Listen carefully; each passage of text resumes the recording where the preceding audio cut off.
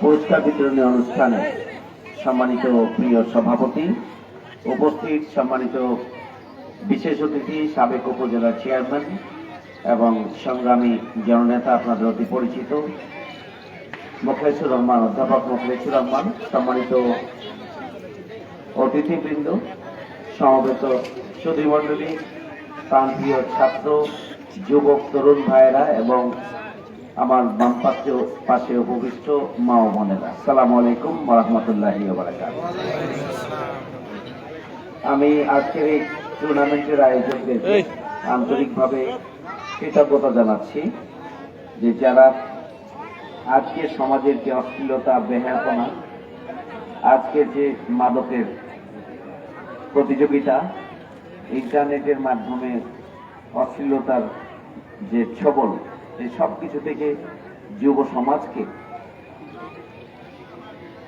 পৃথক করার জন্য, তাদেরকে যুব শক্তিতে পরিণত করার জন্য, তাদেরকে মাঠমুখী করার জন্য খেলাধুলা সহ বহুমুখী প্রতিযোগিতার মাধ্যমে তাদেরকে ব্যস্ত রাখার মধ্য দিয়ে তাদের আগামী দিনের স্বাস্থ্য এবং মনকে গঠন করার যে বিশেষ উদ্যোগ গ্রহণ করেছেন, এই জন্য আমি আন্তরিকভাবে কৃতজ্ঞতা জ্ঞাপন করছি জমিন স্মৃতি টুর্নামেন্টের কর্তৃপক্ষ।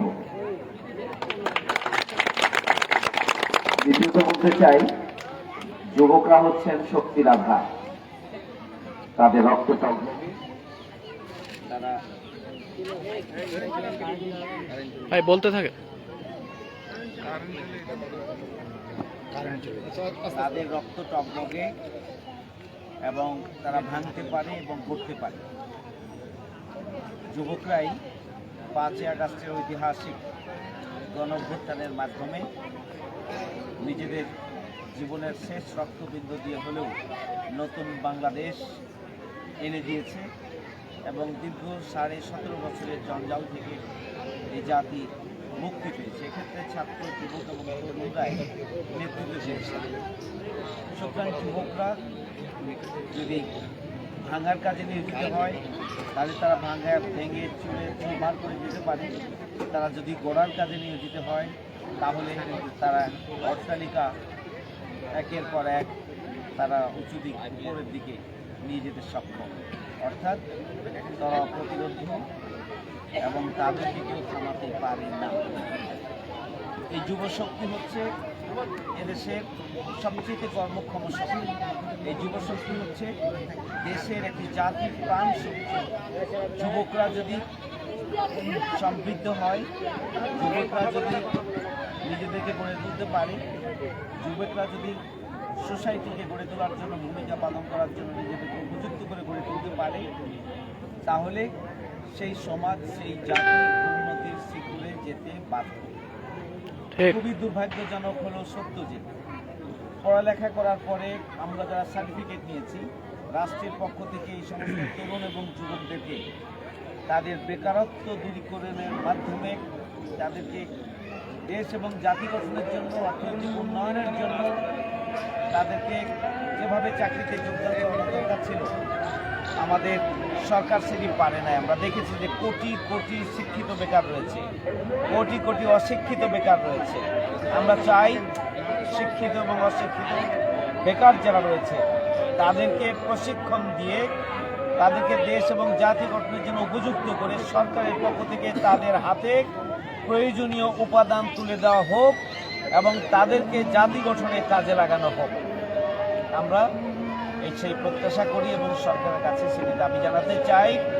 আমাকে এখানে দাওয়াত দেওয়ার জন্য আন্তরিকভাবে আমি কৃতজ্ঞতা জ্ঞাপন করছি কর্তৃপক্ষকে।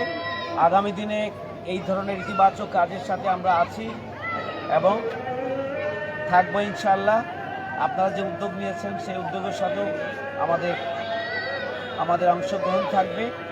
বিশেষ করে এখানে যারা অভিভাবক মণ্ডলী আছেন, ছেলে মেয়েদেরকে খেলাধুলা সহ বিভিন্ন প্রতিযোগিতার দিকে আপনারা তাদেরকে এগিয়ে দেবেন এবং আপনারা আর্থিক সহযোগিতা, বুদ্ধি এবং পরামর্শ দিয়ে ছাত্র, যুবক এবং তরুণদের এই কার্যক্রমকে এগিয়ে নেওয়ার জন্য আপনারা সহযোগিতা করবেন। আল্লাহ রাব্বুল আলামিন যেন দেশ এবং জাতি গঠনের যুবকদেরকে কবুল করেন। যেভাবে তারা নতুন বাংলাদেশ এনে দিয়েছে, এই বাংলাদেশের স্থায়িত্বের জন্য দুর্নীতি, সন্ত্রাস এবং চাঁদাবাজ মুক্ত, বৈষম্যহীন, ন্যায় বিচার এবং ইনসাফের বাংলাদেশ গড়ে তোলার জন্য যাতে করে তারা আবারও ভূমিকা পালন করতে পারে, সেই জন্য আমরা আহ্বান জানাচ্ছি তরুণ এবং যুবকদেরকে যে আগামী দিনে সত্য এবং সুন্দরের পক্ষে ভূমিকা পালন করতে হবে, কল্যাণ এবং উন্নয়নের পক্ষে ভূমিকা পালন করতে হবে এবং ঐক্যবদ্ধভাবে জাতি গঠনের যুবকরা এগিয়ে যাবে, সেই প্রত্যাশা ব্যক্ত করে আমার কথা এখানে শেষ করছি।